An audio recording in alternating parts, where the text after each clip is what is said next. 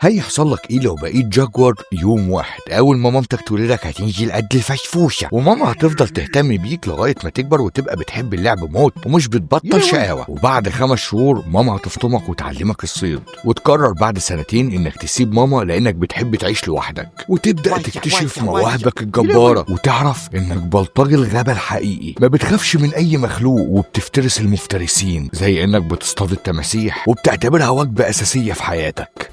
وما عندكش خوف من المية زي باقي القطط الكبيرة، وبتعرف ان عضتك اقوى من النمر والاسد كمان، وطريقة صيدك مختلفة عن باقي عيلتك. انت بتهجم على الجمجمة بتاعت الفريسة وبتخرمها. واخيرا كبرت وبقيت راجل قد الدنيا وخلاص مش قادر عاوز تتجوز، فتنقي الجاجوراية اللي شبهك. ولكن استنى، في كام جاجوار تاني هيموتوا عليها، فتقوم معجنة ما بينكم وتقضي على خصمك بضربة واحدة. وعشان انت رجولة هتكسب العركة. ولكن في كائن اسمه الانسان، وده السبب الرئيسي اللي بيوديكم ناحية الانقراض.